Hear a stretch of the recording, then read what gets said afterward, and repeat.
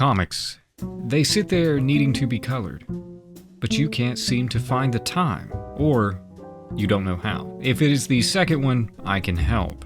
In this video, I'm going to be laying out my full process of color, broken down into stages so simple that even a marmoset could understand, although I've yet to meet one with the slightest interest in comics. I'm going to be using a lot of my work as demonstration, but we'll start here with this short Lord of the Rings comic I made, which features Gandalf playing an electric guitar and wearing leather pants. In context, it does make sense. See, Gandalf says, "The doors to the mines of Moria. To enter, we just speak the password, or we play a righteous guitar solo." "Oh, what now?" That's Frodo's voice. That's what he sounds like. And then... Wow, dwarves must really dig rock. Hit that subscribe button. This comic can be broken down into a series of layers. There are the background colors, the foreground colors, which includes figures and objects, the ink colors, and the effects. Each of these layers have their own sub-layers and nuances as related to color. And to make matters more complex, it's best not to work on each of these in turn, but rather to go through them in a series of passes, working from bottom to top. Pass 1 is flats, pass 2 is form, and pass 3 is light. So the way we'll handle this video is to go through each of those 3 passes, and then for each pass, we'll go through the layers appropriate to each. Since graphic softwares are almost exclusively layer-based, this would apply to the vast majority of them. Clip Studio, Krita, GIMP, Rebel, and I'm using Photoshop. With all of these, the layers are very sensible. What is higher in the layers palette is also higher on the canvas. What is under something in the layers palette is also under it on the canvas. So let's get into it. Pass 1 is flats, background and figure flats. Flats are the basic colors of something. With no concern for highlight or shadows, these are base colors. So most of the time I focus on using midtones here, just getting the essential colors in place. It's a good idea to already know what the color of your light is going to be. Colors should not just be the local colors, just the color of the objects themselves. Rather, they should reflect the color of the light from artificial sources or based upon the time of day and the weather. One of my favorite examples of this can be found in Batman Year One, where David Mazzucchelli's simple colors give off a clear theme of light. If you're unsure of what colors to use, that's fine, because this is a good place to experiment. With digital color, it's very easy to approach the coloring process with trial and error, and I'll get to that a bit more in a minute. First, when laying flats, start with the background and choose a mid-tone color. If you're in Photoshop, go on down to Bob. This button's name is Bob, and I'm pretty sure that's canon. To open the layer menu and get a solid color. Other softwares have their own versions, but you will be fine as long as you learn those buttons' names. For example, Clip Studio uses this layer menu, but its name is Jeremy. A solid fill background is particularly important to do first because the color of the background will greatly influence your color choices on the figure flats. This is a great place to set the standard for the color of light or the theme of the scene. This is also important because a white background digitally is much brighter than any white you would get on paper. So if you're judging values based upon the digitally bright background, when a comic is printed, the shift in the color would be significant, and a shift in those value relationships especially. There's already inevitably a shift in color between the digital and the print. But using a midtone helps you judge appropriate values and tends to produce better results. You can see my video on color theory for more. Now, some comic panels involve background scenes, whereas some are just color or empty panel backgrounds that focus on the figures. If there's a background needed, I will add another layer above the solid color, and this is where I will paint in just the flat, basic color of each of those objects. The buildings, landscapes, water, and if it's different than the background midtone, the sky. Basic colors, only the smallest amount of detail available. Once the background is established, you can move on to the foreground, which probably involves figures and objects underneath the ink lines. I have a particular method for this. For a lot of artists, especially using non-Photoshop softwares, they have selection tools with gap detection, which find little holes in your inks and fill them in automatically so that you can just hit a selection tool and it will occupy the space in between. But I am so used to Photoshop, which I have used almost daily for more than a decade, and I'm just much faster here. So Photoshop selection doesn't really have gap detection, and I love leaving big holes in my inks. So here follows my method. I take a basic solid brush and I color underneath the inks a base layer of flat, doing the skin first. And then I follow the lines carefully and I erase anything that falls outside the lines. Then I create a new layer underneath the previous one and do the hair or the clothing. Since I've already been careful with my lines once, any overlapping area with the previous layer is already taken care of. All I have to worry about is being careful with the edges that are not near the skin tone. Then the next layer underneath means I can be even less careful because there are less edges. So that layer goes even faster than the one before. Then I merge those layers together into a single layer of flats, or put them in a folder of layers to keep them unified. And that becomes important later. This is a really good time, by the way, once you get these colors laid in, to zoom out and look at the page as a whole. And see how the color is behaving. Once you have flatted, you can still modify colors pretty easily. Even if you put all the flats on the same layer, you can take the magic wand tool, set it to reference the current layer, then select an area of color and just paint right over it. This allows for easy changing, and even more so if you have kept all of your color layers separate. In fact, it's so easy to modify the colors, this is one of the first parts of the comic illustration process that gets farmed out to an assistant, because you can just have people put pixels inside the lines and then you can modify them to whatever you want them to be. And that's the end of Pass 1. We only handled the bottom two sections, the background layers and the foreground layers. That's all that gets handled in Pass 1. Pass 2 is form, and this is where I add depth to the image. It's worth mentioning that a lot of artists stop at the flat stage entirely. So from this point on, the style of color that you're using dictates how far you go. So again, I'm showing you my particular methodology, and you can do with it whatever you will. So Pass 2 in the background section, again with each pass moving from the bottom towards the top. Arranging it above or in between my previous layers depending on what I need it to do. And using a soft brush, and I like a smoky ink wash brush for this, I create shadows, highlights, or both behind the figures within each panel. This typically requires making a rectangular selection around the panel and then isolates the background changes to that panel. However, this does vary depending on aesthetic judgments. I do it a broad variety of ways within my own pages, so I would anticipate there's a huge amount of variety in how somebody would approach this, even if they're using my methodology. Color variation on water and buildings might be appropriate at this stage, but do keep your backgrounds simpler than the colors that you see in the foreground. You don't want them competing for attention with where you actually want the attention to go. So hues and values need to be more similar to the total background color than your foregrounds are, and that will help the backgrounds recede and the foregrounds advance. One easy trick to accomplish this is just to drop the opacity of your brushes when you paint on the colors in the background. Now for the foreground section. In this one, I'm going to be adding one of three options to the flats that I've already laid down. One of them is a shadow over the midtone, a highlight over the midtone, or both. Here you have to be a little bit careful with shadows, because inks have to maintain a good contrast between themselves and the colors that they encapsulate.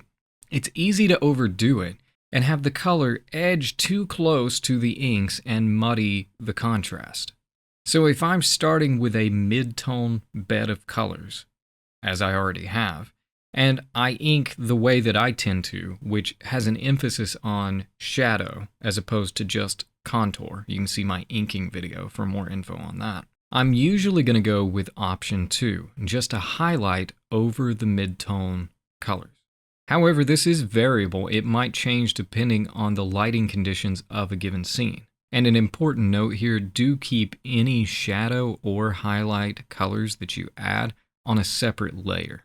Don't paint directly onto your flats. So what I do is I create a new layer and I use a clipping mask, which there's some variation of this in pretty much every imaging software, so that the layer will only allow pixels to appear over the top of where pixels already appear on the reference layer, which in Photoshop is really easy. It just has an arrow and just points down and said, referring to this one. Now this pass is important for yet another reason, in that this is where your brush choices really help to define the style of the page. When I'm doing flats generally, I'm mostly just painting solid pixels into an area to have them in position. But when you start doing highlights, now you're going to have the edge of color visible. So you could use something soft, something textured, or the airbrush method that involves making selections and then using a soft brush near and far to the line, varying between a hard and soft edge. That's the color style that you get in a lot of American superhero comics from the 1990s until today. I'm not a big fan, but a lot of people do like it. So this stage is particularly important for pinning down style. And it's easy to get worried about your style changing too. More on that at the end. Now back to the topic at hand. In order to further define the form, on this pass we will be making a leap up to the ink level and applying color to the inks themselves. This really has to be inserted at this point, because in the next pass after this one, our colors will be more final. And so we want to see if things are working by applying color to the inks to see if we can get an all-around harmony on the page. So getting them as close to how we want them right now will make it easier as we go forward. I handle ink color in 2 different ways. For one, I folder all of my inks together and clip a solid color to them from Bob's generous menu. From there, I can modify the color live to see what value and hue I want, how dark I want it to be, and what color I want it to be pointed. Again, it does have to be darker than the midtones, enough to be able to see those edges clearly. And you'll want to leave a little bit of a buffer of contrast for reasons that we'll get to in the next stage. For a more detailed approach, I might also change the color of the ink in a particular area. A common one is on the face. Sometimes using a dark blue ink just doesn't seem right for the face given context here and there, so I add a blank layer clipped above the solid color, and I use a brush to paint in new colors for a more customized approach. Pass 3. Pass 3 is light. This pass involves gradient work and anything that glows, like fire or a light source, a shimmer of metal, etc. But let's handle gradients first. One of the downsides to flat colors is they lose a lot of the variation, the natural variation of value, hue, and intensity that manifest in the real world. No object, figure, or location has the same level of shadow or highlight across its entire surface. There are always minute shifts that manifest as a gradient. So on the third pass, I go back to the background, again starting from the bottom, moving up, and I apply gradients to buildings, landscapes, water, even the sky. I will clip a layer to an object that I want to affect, and then I will use a large, soft brush set at about 20 to 30% opacity. Then I pick a dark color, darker than my midtones but still not as dark as my inks, and brush softly to gently darken the flats beneath the inks. I usually bundle all my flat layers into one. The flat layers from pass 1 and the form layers from pass 2. I bundle them together and then clip a layer on top of them and then slowly gently paint over from bottom to top to darken the area of the bottom and push the eye upward onto the figure or object. Sometimes that's inverted, but usually it's bottom to top. It forces some of the more unruly colors to behave, and I typically do the whole page in one darkening color rather than changing it up. It could certainly be tried with multiple colors, but I like the way it harmonizes the page. It pulls the color together, it becomes a unifying force. You could also do this with brighter colors on other areas of the objects and figures, say, coming from the top down. Sometimes a bit of color similar to the light source brushed over at a very low opacity can bring colors together and emphasize the light. And that this should be done with subtlety. Too much and you start to get that airbrushed digital look, which rarely makes for better color. Or the contrast can end up being too high, and the image becomes more confusing rather than less. Sometimes a good method can be to apply gradient to the layer and then erase some of it with a harder edged eraser in order to even further show the form. You could also use texture brushes as opposed to soft brushes in order to build up the texture. The options here are nearly infinite. After the background and the figure work, this might be where you start to think as well about using more intense light. For example, you could use a rim light or edge light, depending on what you prefer to call it, like I did here on the back of Gandalf's pants. It's essentially just a strong effect from the light source that comes just over the edge of an object or figure. I actually don't use them very often, but if I was going to, this would be the stage at which I would do so. And then let's jump from the foreground section over the inks and up to the effect section. And in order to add glow effects, I'm going to create a new layer up here, up above my inks, not clipped to anything, just sitting by itself. And then I'm going to take a high intensity color, something that's very saturated and very bright, and this is the only time you'll really see me doing this, and either use a soft brush or a texture brush at low opacity to build up light and glow in an area. This is also the only layer in which I use blending modes, and I particularly prefer the options of color dodge, linear dodge, and screen, depending on the effect that I want to capture, and they work great with trial and error. You just try different ones until something starts to look good, and then if it's too intense, which it very likely is, you scale the opacity back on that layer. This can be used to add little highlights to reflections, to create glow effect from fire or light sources, and I also use it for my whooshes and my swishes. Putting it up above the ink lines means that the inks are also affected by the light. However, this is a layer that has to be treated with great subtlety. These light effects can easily become the brightest things on a panel, and as a result they will pull on the reader's eye. Too many of these things, or too much intensity on one, and you might find the reader is missing what you actually want them to see, and instead focusing on the little shiny lights, like raccoons. And if you don't think raccoons love shiny things, go wrap your entire body in tinfoil and lie out in the woods for 6 to 10 days. You will make many, many raccoon friends. That is the process.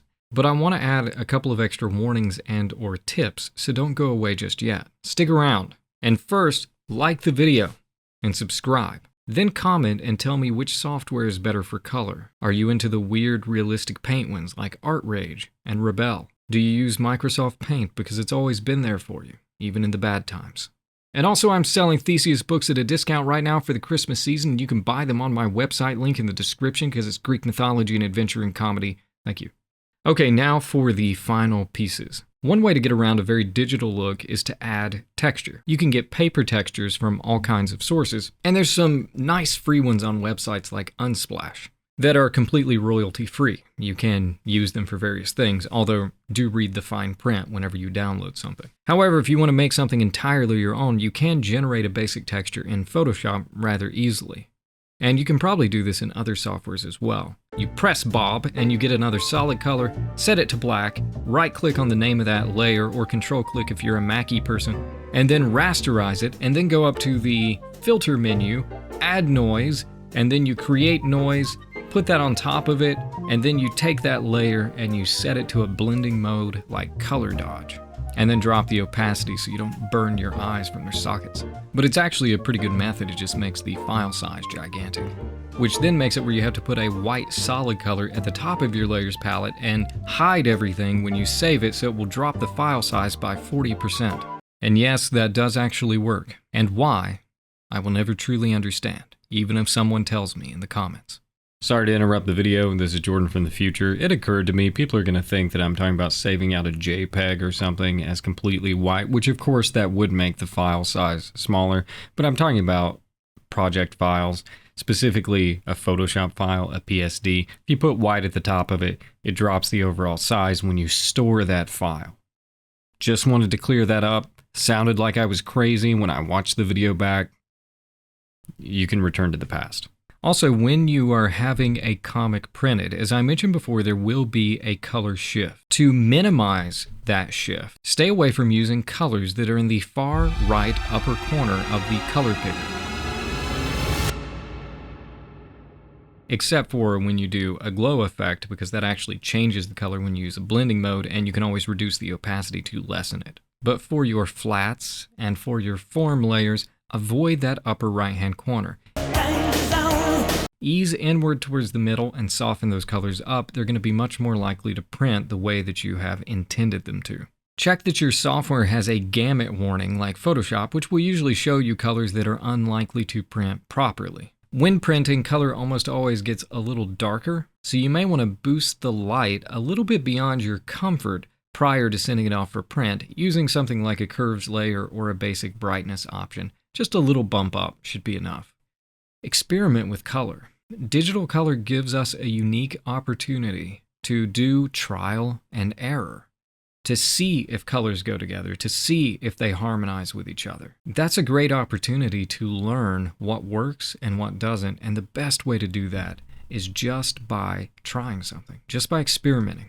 And finally, when I first started drawing my Theseus series, I had to let myself come to the conclusion that it was going to evolve in style over the course of the books. I've drawn and colored over 320 pages of about 420 pages, and I have been changing my style of color and my method of color all the way throughout. That experimentation has really helped me hone in on that which I think works.